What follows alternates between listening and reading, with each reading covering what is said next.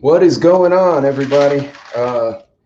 This is Pete, and I had to start early because I realized some of the things I wanted to show everyone are actually going to take more time than I originally calculated in my head. So I probably just caught everybody off guard, and actually, I will make a point of saying, sorry, had to start early. Apologies for catching everyone off guard. Nice. And that's not even spelled right. That's kind of embarrassing. Well, anyway, gang. All right. So today I promised everybody I was going to do my Tuesday talk show live in the kitchen, which is exactly what I'm doing now. I'm trying to get my camera to where it can function a little bit better. In any case, before I can actually go forward with it, I got to play a video because the bread I'm going to make actually had to sit overnight. So I had to start the video actually last night. So I pre-recorded what I did last night. So I'm going to play that now while I start moving stuff around on my end. Otherwise, it's going to kind of get chaotic on what I'm trying to do here. So tonight's dinner is going to be filet steak, which was supposed to be for my long-term preps, but I forgot to pull it out. Hey, Jennifer, thank you. I love this kitchen because the last kitchen I had 3 teenagers in it, and it was a disaster. And this is a super nice kitchen. I have the gas stove top and the gas oven, and I absolutely love that. And I have a bar area because that's sometimes good too. But yeah, I love my kitchen. Thank you. It's a very fun kitchen to work with. So the first bread, the bread I'm making tonight to go with the steak and with the salad is going to be a 4-ingredient, no knead, no bread, and knead, K-N-E-A-D, not N-E-E-D. You guys knew that. No knead bread that I had to let sit overnight. So I actually pre-recorded what I did so I could play it while I'm getting set up here, because I'm trying to do the video so my wife and I can actually eat in a reasonable amount of time. So without like eating at 8 o'clock, because I'll be in trouble then. And yeah, this is one of my hobbies. Besides being a YouTuber, this was one of my first hobbies, was actually just cooking stuff because I like to eat. So, but this bread is made all from preps. The filet steak was supposed to be a long-term prep, but I forgot to pull it out and defrost it because I'm a genius sometimes. So I had to run to the store and get some.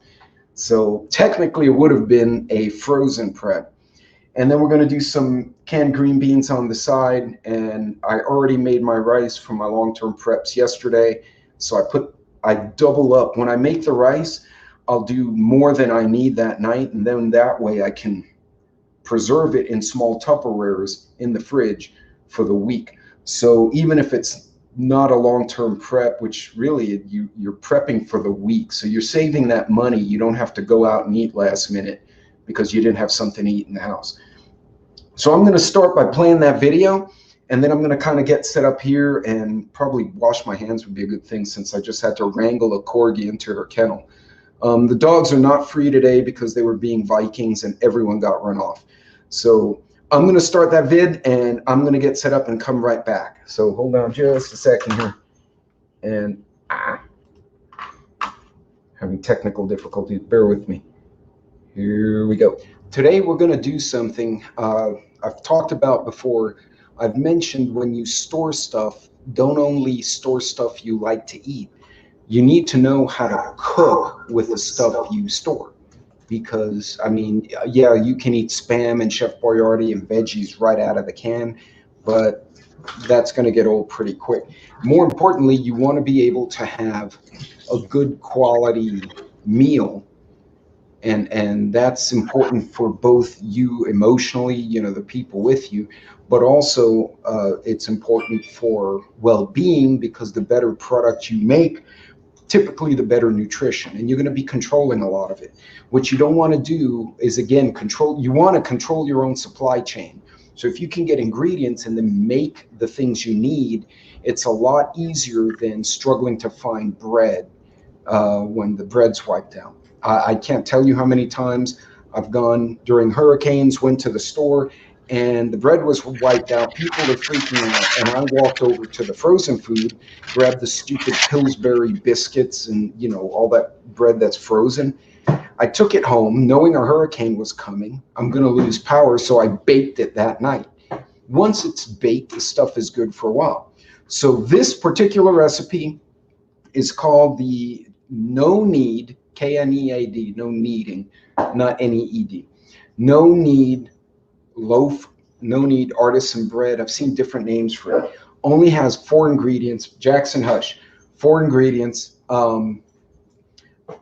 Flour, and they're running across the bottom of the screen. Flour, water, salt, and yeast. And that sound would be something else. So hold on just a second here. I got multiple recipes going on, but that's for another recipe, and that's another video for another time. So I've already measured out. I'm going to lower this camera here, so we're going to get a little person. You can see the cargo in the background. So 3 cups of flour. Now what I'm going to do is get my yeast and my salt, which I did not have right here. Now I'm using Fleischmann's active dry yeast. And keep in mind, this needs to be refrigerated after you open, and it should be good for 4 months. I found that if you refrigerate them and keep them relatively dry and cold, they last more than 4 months. Now, before you open them, though, this thing had over a 1-year shelf life.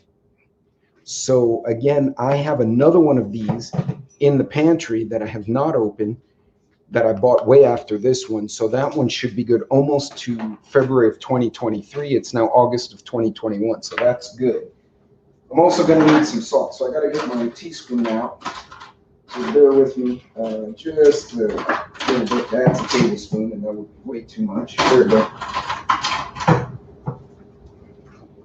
So I found my half teaspoon. So apparently I ate my teaspoon. And I have my little salt thing. So the first thing, you got your flour. You take, I've seen different recipes. So we're going to go with, so this is a half teaspoon. This is an old measuring spoon.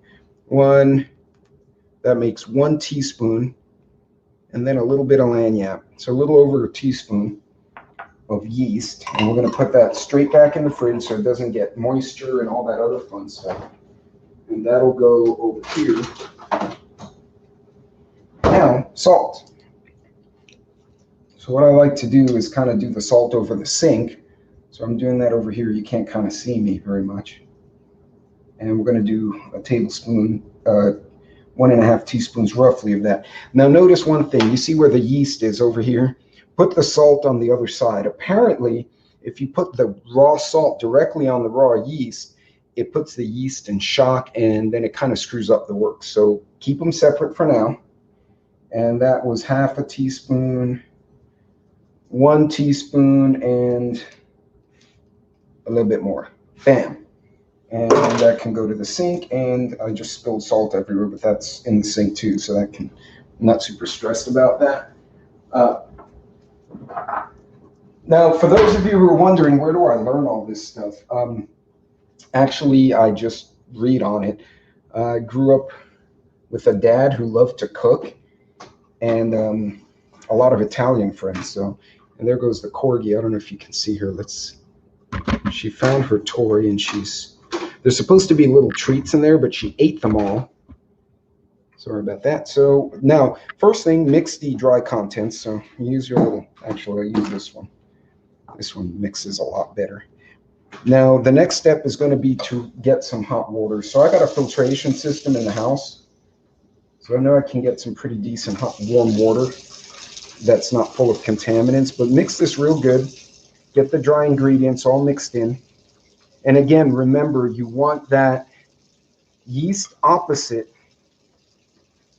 the salt, so you don't put the yeast in shock or whatever the hell happens to the yeast. And as that warms up, I should have pulled that earlier, but I've made the mistake of putting the water in the microwave and tried to heat it that way, and it got too hot and I wound up killing the yeast. Give that a nice mix and get it. So what we're going to do is tap warm, not hot, not cold, not super cold. Tap warm. We're going to start, typically it's a 1-to-2 ratio of flour of this dry to the water, but it's not exact. And this is where you kind of eyeball it. So you kind of pour it a little bit, set it to the side, and you start mixing around. Right? And what we're going to wind up with is like a sticky ball. That sounds terrible, but you guys get the picture. You don't want it to be poof like this. You don't want powder, and you do not want a big gooey slop either, because that's gonna not be good. Now I'm recording this in advance because I'm gonna have to leave this concoction here for the better part of overnight. Then in the morning I'm going to transfer it to a Corningware and let it rest again. Over the night it's going to rise. We need a little more water. So again, the 1.5 cups of water, not exact science. It also depends on your altitude and relative humidity where you are, which out here lately has been all over the map. But you notice it's starting to get kind of binded. I want to get rid of that powdery look, so I'm going to throw some more water in there. Mind you, this is a bit of an starting art. to get kind of goofy. It's not an exact science. Which is good. Now, if you overdo the water by chance, just throw a little bit extra flour in there.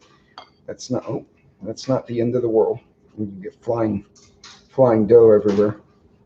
Actually, I might as well use this guy because this one's a lot more rigid.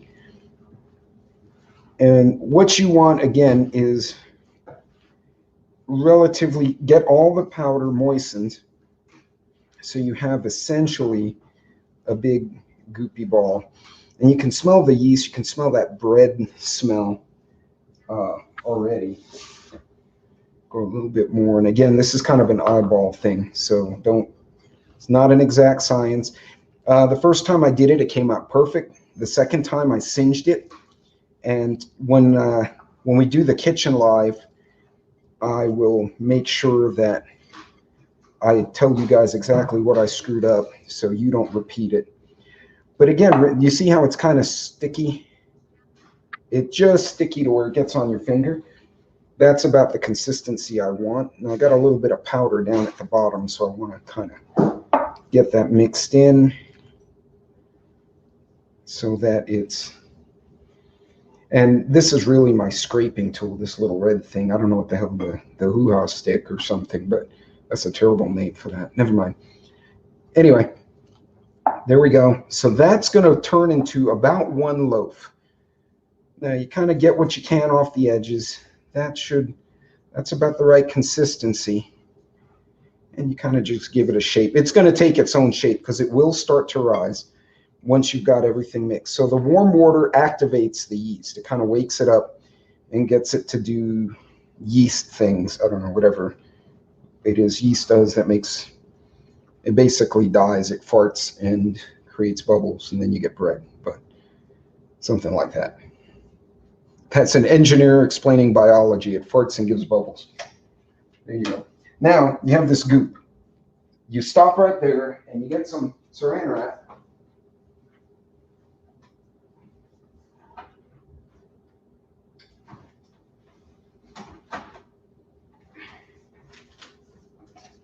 Get some saran wrap, and what I'm going to do is cover it and try and seal it. Now this, because it has ridges here, it's not going to seal all that great, so I'm going to cheat and actually put a little bit of tape on the end, which is kind of funny.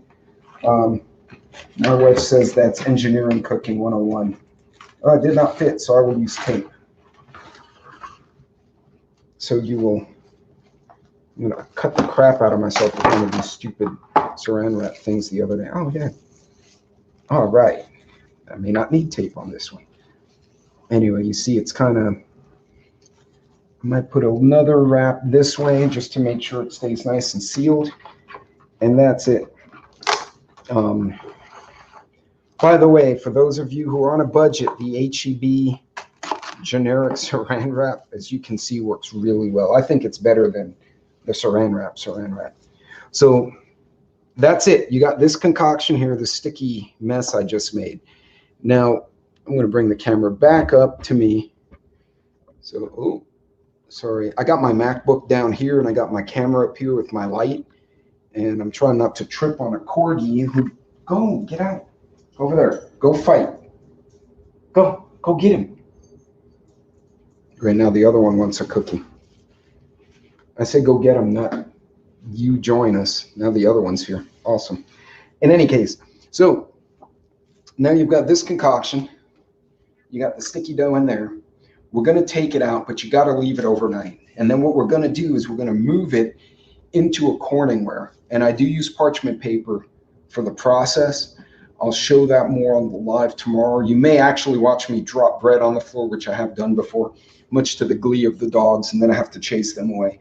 This needs to stay overnight. Now, if you're in a pinch for time, you can get away with about 3 hours. I'm going to set it over here. Keep it in an unsunlit area. I don't know if I said that right. Relatively cool corner of the kitchen, away from direct light from the sun, and let it do bread things over there. As it's doing the bread things, it's going to rise. You're going to see it overnight. In the morning, I'm going to transfer it. I may transfer it in the morning or in the afternoon. Transfer it. You could leave it up to 24 hours. It's not a showstopper. It's not going to be the end of the world if you leave the yeast over. Once you move it, though, you don't need it. Don't beat it up. You're basically getting the dough out of that mixing bowl onto the parchment paper. You're going to shape it into whatever the shape of your Corningware is, and you're going to transfer it in there. So I'm going to finish this tomorrow. So just so you guys get the gist of this, I'm recording this on Monday for the Tuesday talk show because that has to stay overnight. And tomorrow morning, I will not have a chance to do it. So it's going to be done now. And then tomorrow, I'm going to pull it out for the live. I'm actually probably going to start baking it, and then I'll explain the recipe. I'm going to be making other stuff as well. I just want to share some of these recipes. Again, flour should be a staple long-term prep. Salt should be a staple long-term prep. Yeast, if I could find good packet yeasts that would last 2 years, that would be a long-term prep. Right now, it's kind of a midterm because once I open it, I got to keep it cool in the fridge. And of course, water should be a long-term prep. So all of these things you should have anyway. If you're expecting a flood, hurricane, tornado, whatever it is, make the bread in advance. Me personally, I make a loaf of bread every other week, alternate a loaf of bread, and the following week I do a pound of pasta, even though for that particular dinner, we don't eat a pound between the two of us. You know why? I have leftovers.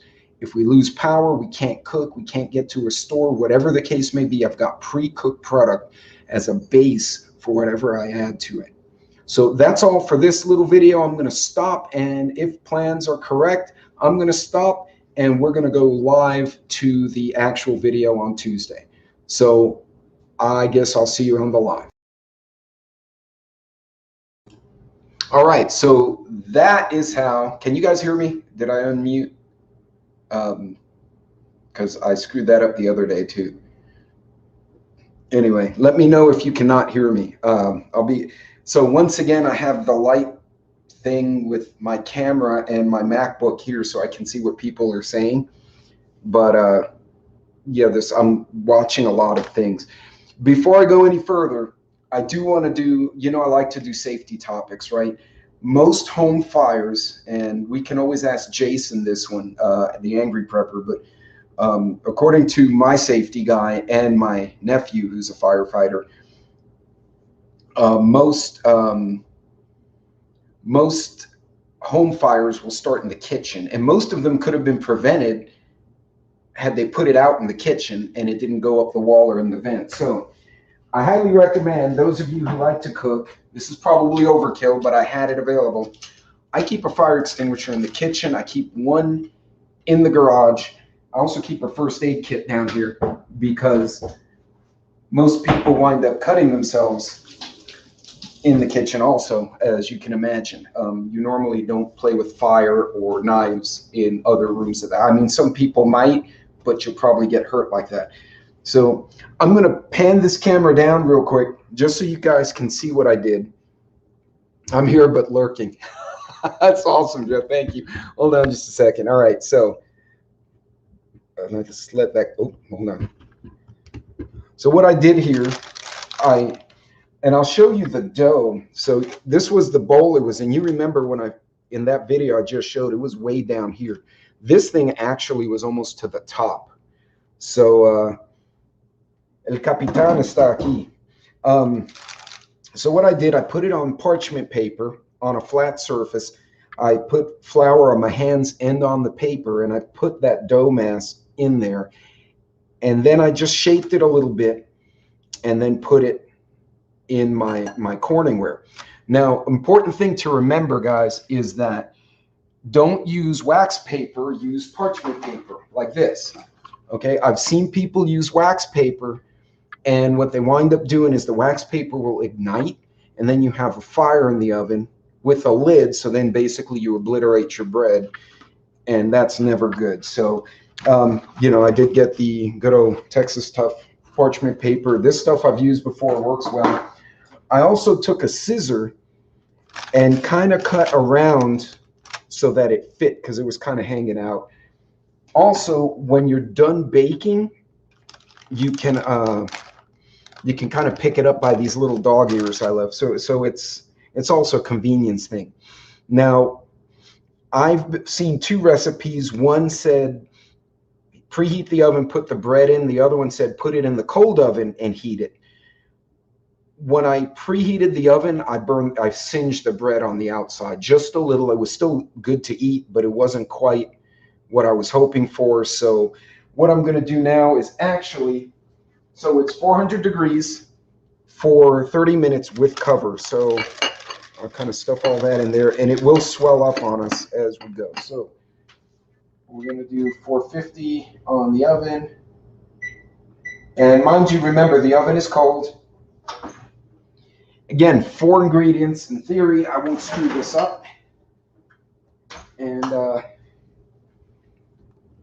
bring that camera back up. Whoa, sorry about that. If I made anyone dizzy or gave your head spin, my apologies.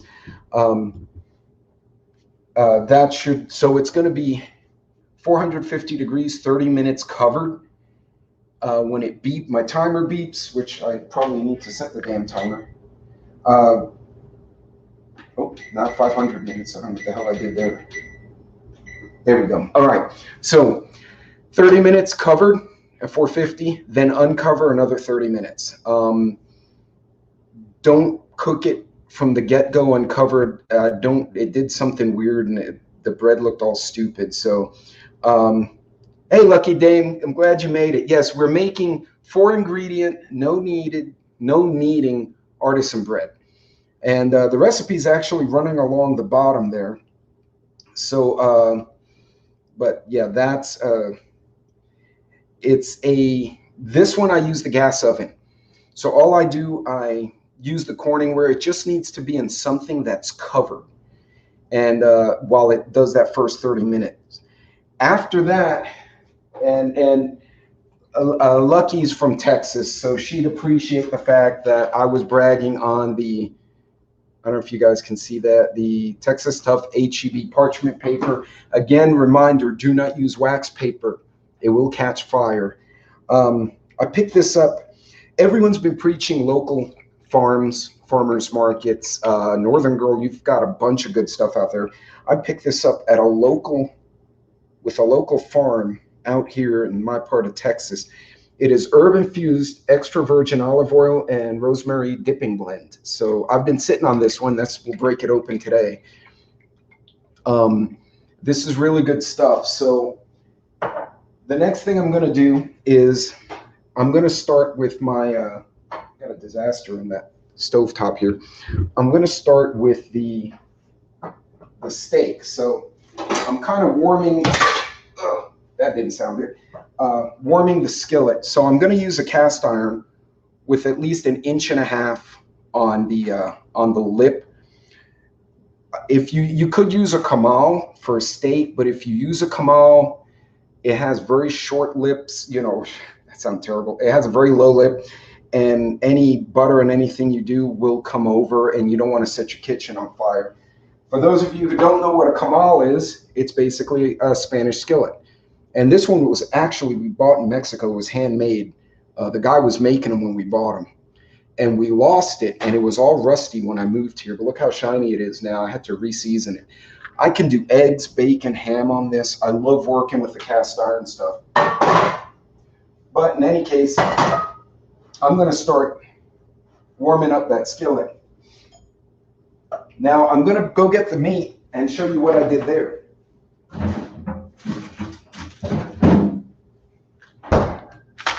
So I'm going to move the camera down, guys, so bear with me. So,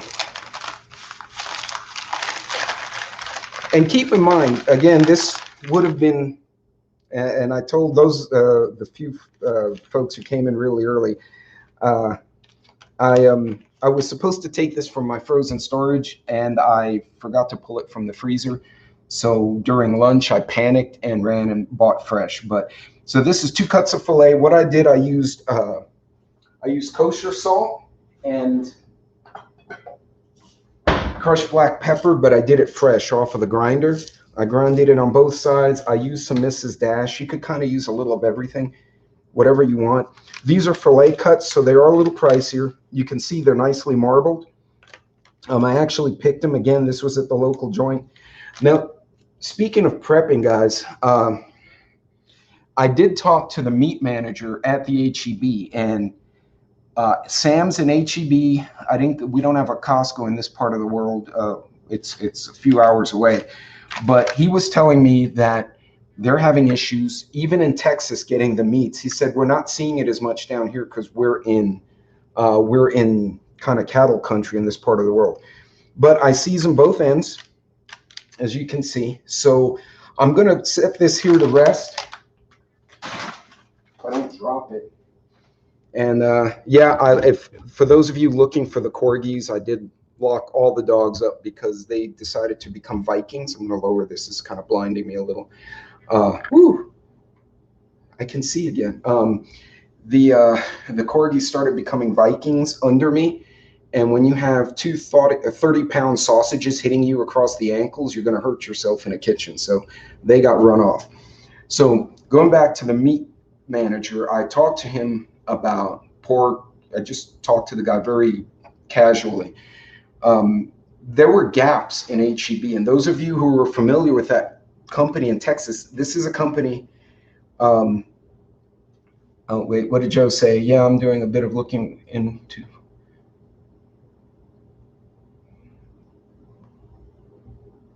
Modding it. It's a 22. You're gonna put it. Is it a tactical? But that's interesting. Joe's modding a rifle there. But what he told me is that, you know, H-E-B has their own shrimp and fishing fleet. This is an actual company that has its own fishing boats, often like Galveston. I think one's in Galveston, 2 are in Corpus. So they get fresh fish, and then they import regionally from Louisiana and from other places. He said, Wagyu beef has been very erratic, and this is homegrown Wagyu mixed with it's the Japanese cattle mixed with the American Angus. He said, we're very hit and miss with that. The other day, they should have gotten essentially a case or a half pallet of chicken wings. They got 2 boxes. So he said, they were gone like that. I asked him, why the chicken wings? Why not the chicken breast? He said, I don't know. We get chicken breast all the time. Chicken wings are gone. He's starting to see very odd supply chain issues, and it's very inconsistent. So I'll put out another video later, but I actually went by Sam's, and I went this weekend, and of course it's chaos and there are people running around. We're almost midweek now, and it was emptied. I started taking pictures, sending them to the missus, and she replied to me, goes, oh shit, you may want to buy some more bacon. It's that bad. I literally walked through half the meat aisle, and it was gone. So There are supply chain issues. It's kind of wonky out there. So pay attention to, you know, what you're hearing. I heard there's and I hadn't really read into it, the swine flu has supposedly appeared in the States. I don't know what that's going to do to the pork farmers, but I did see a lack of pork, but that could be for other reasons. Again, the supply chain's still kind of screwed up. So, okay, they're getting half loads on the West Coast. So, yeah, just pay attention if you can, you know, can it, dehydrate it, or freeze dry it, whatever it is you guys do. It's not right. You can go to the store, you can go to Walmart, you can go to pretty much all of them, and it's just not right. It's very thinned out. They move the product forward on the shelf for the convenience of the shoppers. But if you go in and you grab that first box or two, there's nothing in the shelf. So it's really weird what I'm seeing. So, you know, there is something going on, guys. So pay attention. Now for the steak itself, going back to the yummy stuff, I'm going to do a Tuscan butter. This one is basically an herbed butter. It's Tuscan herbs and garlic. You can make these at home if you have a good butter churn. I do not know how to do that. I would probably poison myself, so I know better, and I bought it from the store. We're making a trip to Butcher tomorrow, and bacon's on the list. If I could go back in time, I have a case of Yoder's bacon for us. Okay, now Sam's moved their bacon. If you have a Sam's or Costco, don't look in the meat aisle. Go into the frozen foods. They snuck them in there, and they had a pile of them. And people were walking around the meats looking for bacon, and I just wandered, you know, kind of aimlessly looking at what was where, and found the bacon. So I bought a 4-pound pack of the Wright's bacon, which is pretty decent for a commercial brand. $25, guys. $25. I damn well know that pack of bacon was not $25. Now, granted, it's 4 pounds, but it was not 25 freaking dollars. So, yeah, everything is fronted on the shelf. That's absolutely right. And so, and part of it's for convenience of the shopper, so you don't have to reach back. But it also hides what's going on. So I would encourage you, go and just look back there and see what's there. But so what I'm going to do now, let me see how I'm going to angle this. So the bread is cooking in there. I got some green beans. Now the green beans I'm using are not fancy. It's a canned green bean. I'm going to throw some butter on it, and that's going to kind of be the side. I got some rice I'm going to reheat. I did 2 cups of rice in the Instant Pot. Now, if you do rice in an Instant Pot versus a covered pot, make sure it's a 1-to-1 ratio in the Instant Pot, because it is technically a pressure cooker. Rice will absorb its own volume of water. So 1 cup rice, 1 cup water is going to give you pretty decent rice. If you do what you normally do in a covered pot and put like 1 cup of rice and 2 or 2.5 cups of water, you're going to get a soup, and it's going to be really messed up looking, and it probably won't be edible, or it'll be exploded. You know, it'll be all mushy rice. So remember, adjust your cooking methodology for how you're cooking it. Now, obviously, if we have a grid down, you're not going to be using an Instant Pot. You're going to be using a gas burner with a covered pot. So again, 2 or whatever, 2.5 cups, depending on the type of rice. If you're doing it with the Instant Pot, 1-to-1 ratio. It's not like beans. Beans is like 3-to-1 or something. Yeah, it's not going to be good. So I'm going to move this around real quick, and let me see how I'm going to position this camera in theory, so I don't screw something up over here. So bear with me just a second.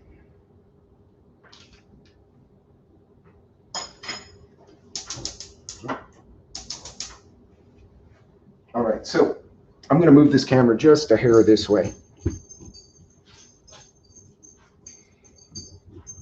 Oh, did he say Texas is bad? Because the last thing I heard from him was incoherent nonsense about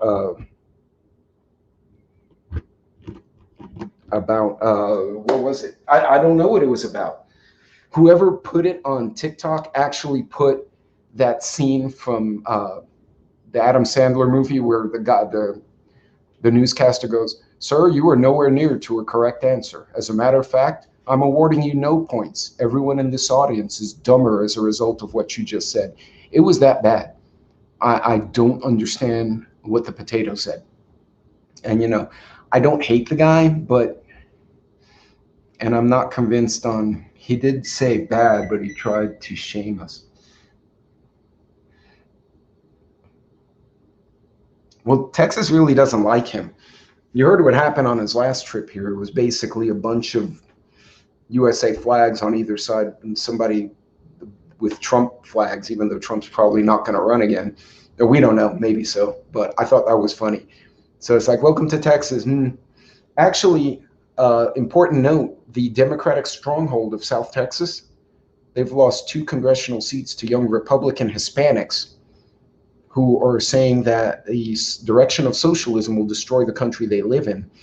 And they won in McAllen, Edinburgh area, and they won in the just outside of Laredo. Those had been held by very almost socialistic reps up until recently. So that was really surprising. Follow Myra Flores. She's running for Congress too. So anyway, so I preheated this skillet, and important thing to note, don't heat it up too much. If you heat it up too much, you will probably singe your meat and you'll ruin it. So put a little there, and let's see, where's my butter? Here's my butter. Now, what I like to do is I've put a little oil in there. Now, I prefer olive oil, but the olive oil has a very low smoke point, and I filled up the house with smoke a couple of times and realized that was not the way to go. So I'm going to go a little bit of butter there. Let that do happy things.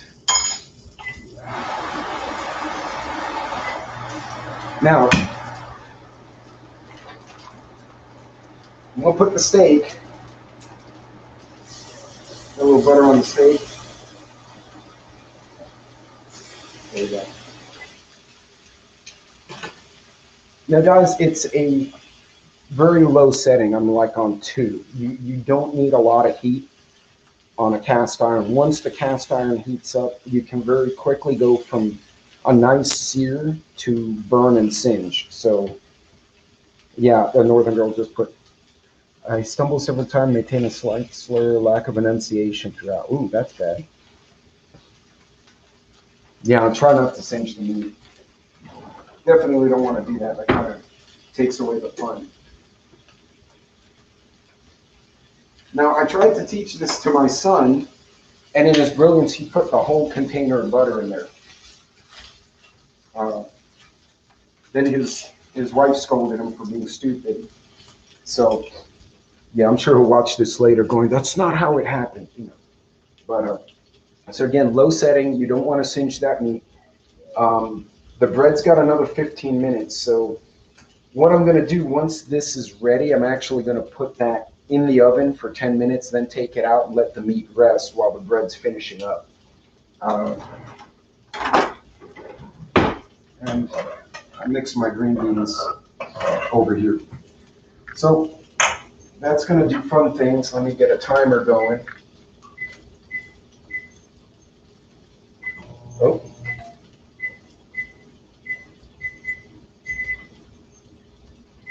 There we go. So, well, that's doing fun things over there and food stuff. So, right on, Joe.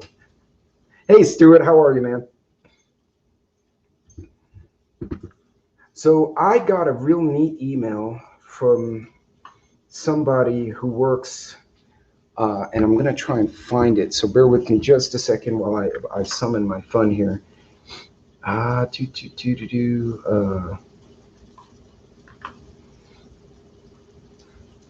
If I can find it. Now, of course, I can't find it now. Oh, here we go. So it was a public release from the State Department. And this one was interesting. Let's see what we got here. So this push for the pinch, or the pica, depending if you want to say it in Spanish. As war spreads in Ethiopia, killings and starvation grow. Nigeria, the third wave hits Nigeria amidst nationwide doctors' strike. So they're having these really bad outbreaks. The South Sudan is right now having riots. Well, hi, Luna. Dinner's not ready for you, though. That's the oldest dog, and she did not get run off because she actually behaves. But Turkey, let me see if I can bring this up, and I'll share this with you guys real quick if I can. Turkey is experiencing wildfires that they're saying are becoming very much like the California fires in Southern Europe, which is interesting because I could have sworn they were just flooding. Let me try and share. Oh, I can't share the screen. Shoot. I only have one monitor in the kitchen. All right. Istanbul. Sorry, guys. So Istanbul reports that. Oh, doggone it. Where'd it go? Here we go. Istanbul, amid a 6-day of raging wildfires in southern Turkey, the European Union neighboring countries sent planes to assist in bringing the blazes under control. The fires in the area around the southern city of Antalya and parts of Turkey's turquoise coast, we'll say that 5 times fast, have killed 8 people so far, destroyed farms and miles of pine forest, and are forcing evacuations of villages, towns in the peak of tourist season.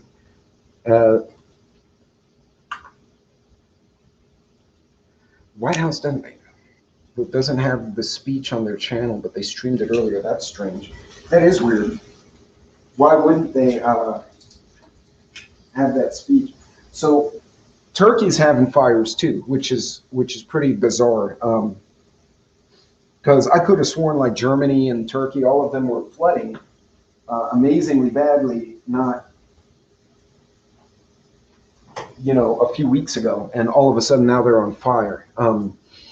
What concerns me is it's hitting their agriculture.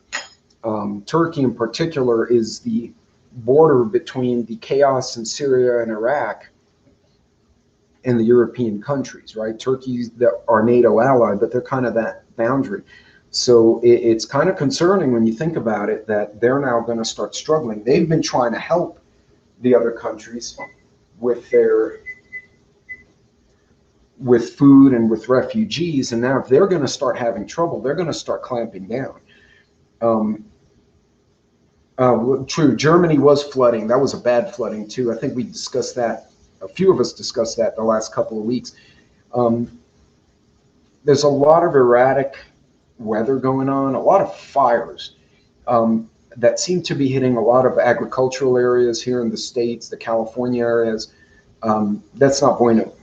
That's going to have a negative effect on food prices. So, everyone's saying prep your food.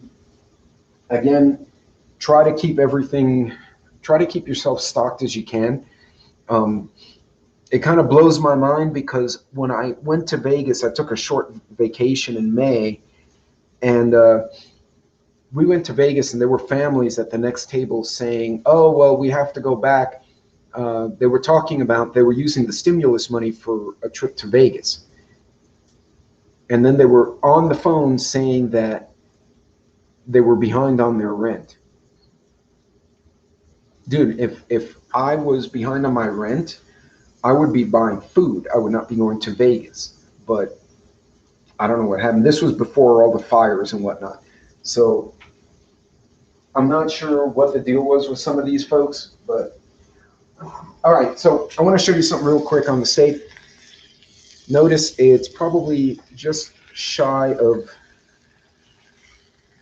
probably a little bit rare, but it smells hella good right now. Again, low fire, gentle fire prevents you from turning your steak into hockey pucks. Fillets in particular are very sensitive to the temperature. I have frozen them. I've cooked a few. I got it. Oh, sorry about that, folks. I've cooked them after they've been in long-term frozen storage for 6 months. I actually pulled some out a few weeks ago. They had been in the freezer, the deep freezer, since about this time last year. That I seasoned them, put them in the food storage bag, and put them through a food saver vacuum, sealed them, and stuck them in the freezer. And they came out great. I had to thaw them. Don't cook them frozen because they'll kind of come out screwed up. So I'm cooking the meat a little slower than I normally will because I'm waiting on the bread. So again, you got to kind of time it.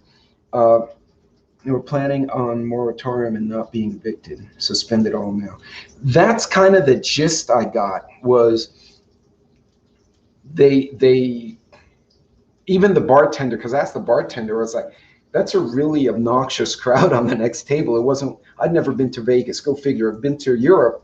I've been to South America, never been to Vegas. So I had a picture of what Vegas should be, and we went, and I was like, those people are obnoxious, and I'm going to smack one of their kids, I swear, because I would tell my kid to smack kids like that when we were out. I'd be like, hit him with a French fry. I honest to God did. You can ask, if I ever put one of my kids on a live stream, you can put it in the chat.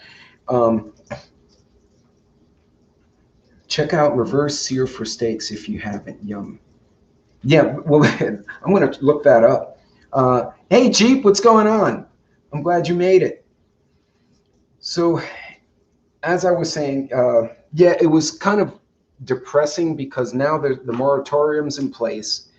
Now the states are scrambling because, the Fed created this hole, and the landlords are losing their asses. And again, what bothers me is there have been a lot of reports of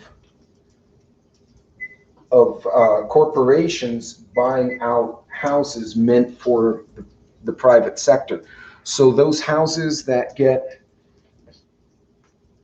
sold, they get flipped, or folks like all of us, we have a little extra money, we buy a rental home for like equity and as a source of income. Now you'd be paying your mortgage and you'd be paying the mortgage for the other house, but you'd be receiving no rent from the second house. A lot of the private landlords and private investors can't sustain that for another year. So a lot of corporations started gobbling them up. And again, as has been reported before, these corporations will put stipulations. Now, my daughter and her boyfriend just reload. They both got new jobs. They reload to another city here in Texas. And he said one of them had a condition, and they're saying, most renters, right? You rent a house from a private owner. There's an understanding, you pay on time. If there's something broken, you report it. And if you go in, if they have to come into the room or the house, this must be the VIP section. This is where I do my best thinking sometimes.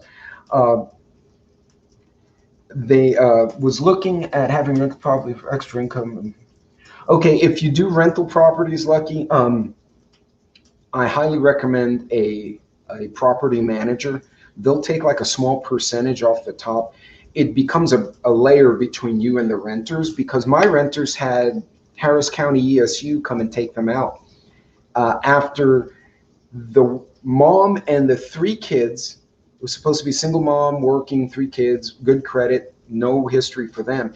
She sublet to 4 other families. There was 1 couch and 1 actual bed in the house. Everyone was sleeping on the floor, and they did not have furniture.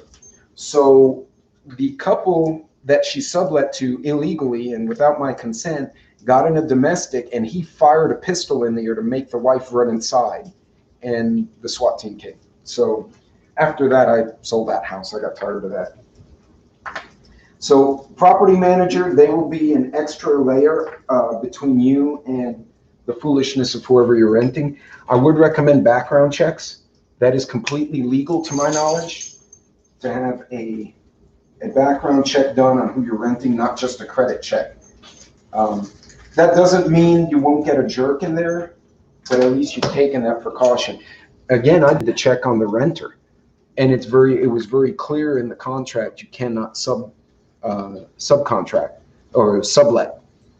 And so they had 9 people in a house meant for what, it was a 3-bedroom and 1 actual bed. So everyone else was kind of just sleeping on the floor. It was a mess in there. When the cops finally came, I got the eviction done. Fortunately, the cops took all my renters, so it was empty. So I went to the judge and I got the stamps and everything, and out they went.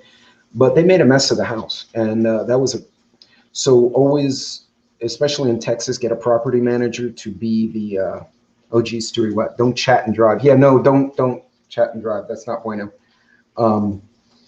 But yeah, that's an experience. Now, if you get a property manager, they can set up the contract with you. They take like a $50 or $100 a month, like surcharge, whatever. And the way the property managers make money, it's usually a realtor, and she or he will have 15 of these properties at $100 each. So they're making a good 1,500, whatever, on the side of whatever they're normally doing. But they become that layer, and usually that realtor will have contacts for contractors, plumbers, carpenters, whatever. Basically, you sign papers, they handle the BS, and you get your part of the check, and then you pay and gain equity. So do that if you guys decide to go that route. We may do it again eventually, but not now. Okay, so I'm going to lower the stakes a little bit again, and the bread's almost ready, so let's see if I didn't completely screw it up. Oh, no, I did it right. It's a little misshapen because of the stupid paper. Whoa, don't drop hot glass on the floor. Not good. Let's turn that this way. Sorry. So I don't know if you guys can see that. But, so now I'm knocking stuff down everywhere. I'm going to get run off. You can see the bread starting to form. I don't know if you guys can see that very well. The light's a bit weird, but so now another 30 minutes uncovered, and that should finish the process there. Oh shit, oh, 15 minutes. Bad. So the bread will be ready probably in another half hour. So in any case, so I'm almost at the hour mark, but you guys got an idea of how I kind of do some of this stuff. Again, the bread and the recipe and the ingredients have been scrolling across the bottom of the video. Take some time to learn how to cook with the stuff you're storing, preparing, freezing, canning, whatever, so that you don't have to eat crap, right? You can at least make a decent meal. It's not just good for morale, but it's also good for nutrition. You want to be sure to get a diversity of food. Sorry, my camera's a little bit wonky here. Luna, what happened? Mom's not home yet. She went to the door of the garage, then came to me, snorted at me because somebody's not home, and then went back and pouted over there. The watcher of the wall. Got the recipe written in my journal. Cool. And again, it's 30 minutes covered, then 30 minutes uncovered. You can do it in a Dutch oven, but I'm doing it in a conventional gas oven. It works great. I like to dip my bread. So again, this was from my local farm. I'm going to lower that light because it's getting glaring there. I don't know if you guys can see that. And that was from a local farm, or a farm in the region. So yeah, but you can pick these up. You can even pick up, you can make your own if you want. But again, this is a meal, again, with the exception of the steak sheet, because I forgot to thaw the steak I had in storage. This is pretty much all midterm and long-term prep stuff that I'm going to make a nice dinner with. Because I don't know if they're going to, do turnkey. They're going to take the keys out of all the stores and not allow us to go shopping in the near future, if you get my meaning. I'm afraid to say certain things. They kept dinging pinball, and then they dinged angry, and I'm like, they might ding me too. But anyway, guys, there is some weird stuff going on in the meat supply. I've talked to 2 store managers, and this is kind of a thoroughfare city in that there are big cities around us. So trucking goes through here a lot, and they're seeing it in other stores. So systemically, especially anyone who's new, just tell them systemically go and stock up. Hey, the worst thing that happens, nothing happens, and you can just make nice meals. But if something does go down, at least you're stocked up and you're not SOL, because that would suck. But, well, any other questions on my recipes, throw it in the chat. Let me see if I had anything else in that article I wanted to share, because it was certainly very cool. Let's see. Oh, this one. China orders mass testing in Wuhan as, hold on, that wants to say angry words to me. Here we go. It's AP News. I'm going to give you guys the link. Bear with me just a second. Copy, and there we go. What did you put there, Lucky Dame? Oh, now my link showed up. Denying access to food supplies is a quick way to unrest for sure. All right, thanks, Northern Girl. I appreciate it. I wanted to read this because, guys, this is what's been happening in China propagates for some reason, and it's not happy propagating. Let's see. It says, I don't want that advertisement.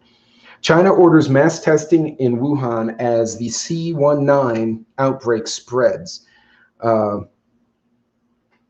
So China suspended flights and trains, canceled professional basketball league games, and announced mass corona beer testing in Wuhu province on Tuesday, as widening outbreaks of the D variant reached the city where the disease was first detected. So, yeah, they're going to heat that up a little bit more.